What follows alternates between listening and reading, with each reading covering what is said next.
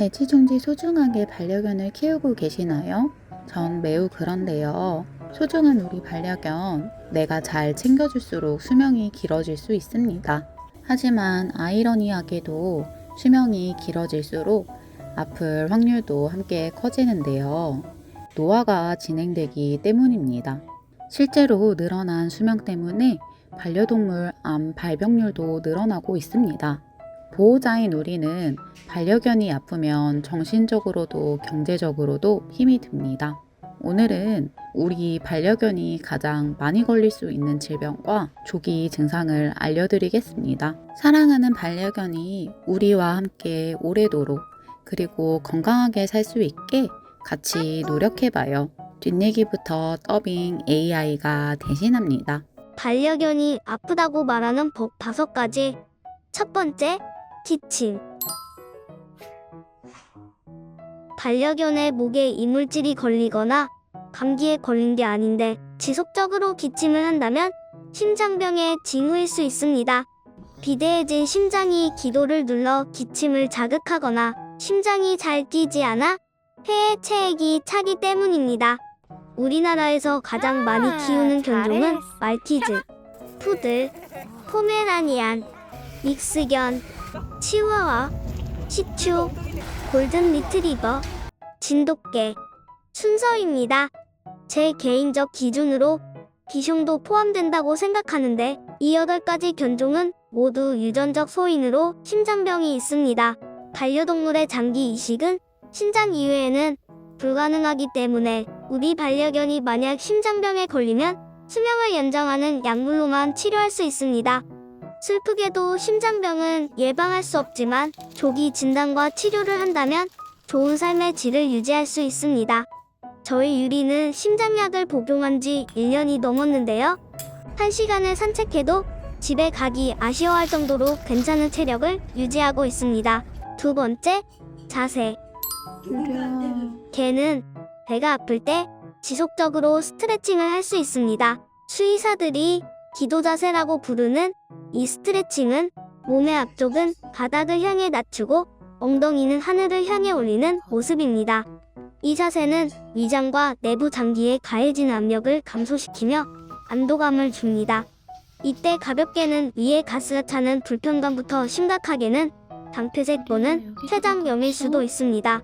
저희 유리의 경우는 이물질을 먹고 배가 아팠던 것입니다.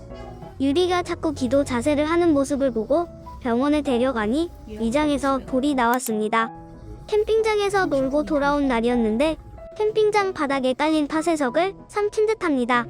곧바로 내시경으로 돌을 꺼내는 수술을 해야만 했습니다.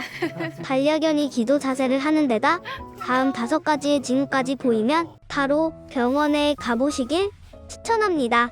위가 부어 보이거나 침을 많이 흘리거나 안절부절 못하고 구토하려는 시도 혹은 빠른 호흡입니다. 세 번째, 공격성. 평소에 전혀 공격적인 모습을 보이지 않던 반려견이 갑자기 으르렁거리거나 물기 시작하면 아파서일 수 있습니다. 외과적으로 관절염이나 골절 때문일 수 있지만 눈에 보이지 않는 내부 손상과 종양, 그리고 뇌질환 때문일 수 있습니다. 저희 유리는 어렸을 때부터 굉장히 순한 성격의 강아지였습니다. 처음 심장병을 시작으로 구강종양과 비장종괴 등 여러 병이 발병하던 시기에 갑자기 공격성이 생기기 시작했습니다.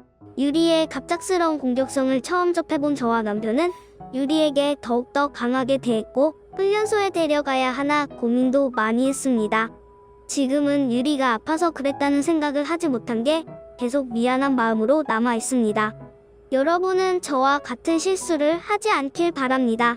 네 번째, 숨기. 개가 아플 때 숨는 것은 본능입니다.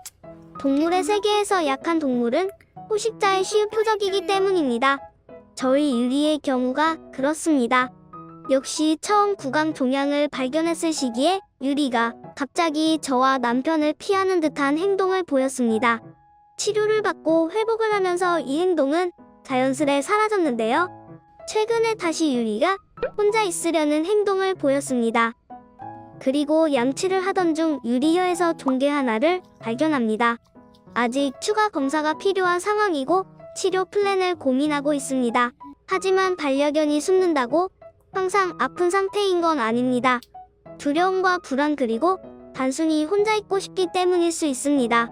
반려견이 두렵고 불안해지는 흔한 이유는 천둥 같은 시끄러운 소음, 그리고 낯선 사람이 집에 방문하거나 집에 큰 변화가 있을 때입니다. 따라서 반려견이 평소와 다르게 혼자 있고 싶어하고 자꾸 숨는 게 며칠째 지속된다면 아픈 건 아닌지 동물병원에서 검진을 받아보길 추천합니다. 이거 이러면 안 돼. 다리를 절거나 구토를 하는 등 증상이 있다면 쉽게 알아챌 수 있지만 저희 유리같이 눈에 보이지 않는 내과적 질환이면 조기에 쉽게 알아차리기 어렵기 때문입니다. 5번째, 평소처럼 행동하지 않는 모습. 평소와 다른 모든 행동을 관찰합니다.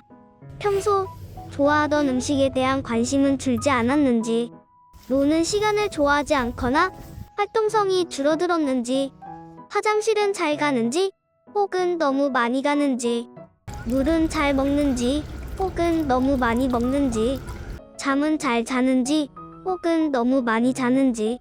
유리의 경우 심장병이 있어 음수량을 철저하게 확인하고 있습니다. 물을 많이 먹으면 심장에 무리가 오기 때문입니다. 이때 개의 하루 적정 음수량은 몸무게 곱하기 30에서 70ml로 계산하면 됩니다.